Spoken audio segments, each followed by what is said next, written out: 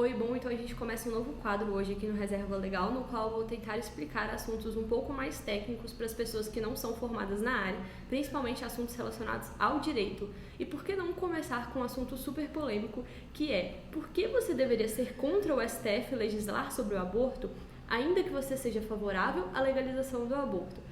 Bora lá! Se você vive em uma democracia, supostamente, então você vive sobre o império das leis.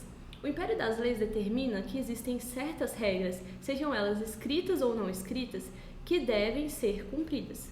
Como você já deve saber, a nossa regra maior é a nossa Constituição Federal, que foi promulgada lá em 1988. Essa Constituição adotou um modelo que a gente chama de tripartite.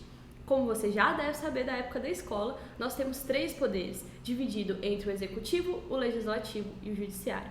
Então, essa mesma Constituição determinou que o Congresso vai ser responsável pelo poder legislativo, ou seja, ele vai ser o responsável por fazer as nossas leis.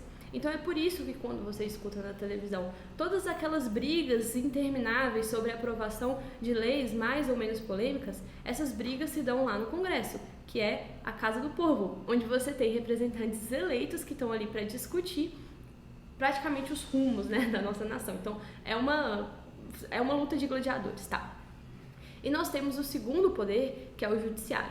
O judiciário, segundo a Constituição, vai ser o responsável por interpretar as normas. Aqui a gente vai ter o judiciário representado pela nossa casa máxima, pela nossa Corte Suprema, o Supremo Tribunal Federal. Sempre que a gente falar de Supremo Tribunal Federal, você vai lembrar que ele é o responsável por dar a última palavra quando o assunto é interpretar leis. Ele é formado por 11 ministros que não foram eleitos, foram indicados pelo presidente. E eles vestem aquelas roupinhas lá engrossadinhas, então, e vão julgar sobre os assuntos mais variados relacionados à interpretação das normas. Então, Débora, você está me dizendo que nós temos 2 casas, elas são responsáveis por assuntos diferentes, então tá tudo bem, vida que segue. Não é bem assim, tá? Porque interpretar leis, por mais completa que a Constituição seja, por melhor que tenha sido elaborada uma legislação, sempre vai ser um assunto difícil, sempre vai dar margens a diversas interpretações. E aí, para não perder o nosso costume de falar de livros, eu vou indicar aqui, para quem tem interesse pelo assunto, um livrinho que todo mundo que passou pelo direito, principalmente no primeiro semestre, foi obrigado a ler, que é O Caso dos Exploradores de Caverna. Esse livro vai te dar uma dimensão muito grande sobre o quão é difícil o trabalho de interpretar normas, ainda que essas normas sejam muito explícitas, teoricamente muito fáceis, mas esse livro aqui vai te contar como não é bem assim, como não é tão preto no branco e por que o direito é um tema muito complexo. Mas enfim, nos últimos anos vem aparecendo uma corrente de interpretação que é favorável aos juízes interpretar as normas de forma extremamente expansiva. Então o juiz, na verdade, no final das contas, ele não vai estar preso a norma nenhuma. Ele vai interpretar aquilo ali do jeito que ele achar melhor, tá? E o STF vem interpretando diversas normas, principalmente a nossa Constituição, que é a lei máxima, de uma forma um pouco questionável. Na verdade, o que o STF está fazendo é usurpando o poder do legislativo e legislando, criando novas leis. Isso vai ficar bem claro quando um digníssimo ministro do STF, o Luiz Fux, em uma conferência, vai dizer que sim, que o STF está legislando. Vamos lá, ele vai dizer: há várias questões em relação às quais o judiciário não tem a capacidade institucional para solucionar. É uma questão completa fora do âmbito jurídico, mas mesmo assim temos que decidir. E por que temos que decidir? Porque a população exige uma solução.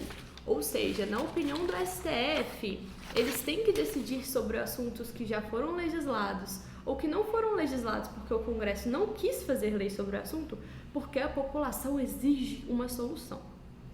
E ele tem feito isso também em áreas extremamente delicadas, como o direito penal.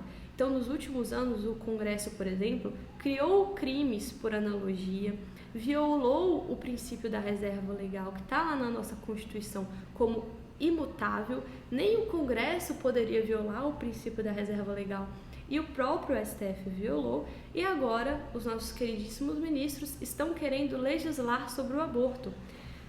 Mas o Congresso já fez isso. Então, no nosso Código Penal, que nada mais é do que uma lei, já está determinado que o aborto é crime e quais são as exceções a esse crime. mas o Congresso não está suficiente. Para ele precisa legislar sobre o assunto, ele precisa passar por cima do Congresso e dizer o que esses nossos digníssimos 11 ministros acham que é melhor para a população.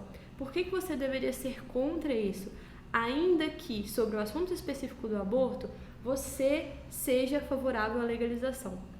Porque hoje o STF está decidindo sobre uma coisa que você curte, mas amanhã pode ser que ele não decida bem assim. E aí, o que você vai fazer?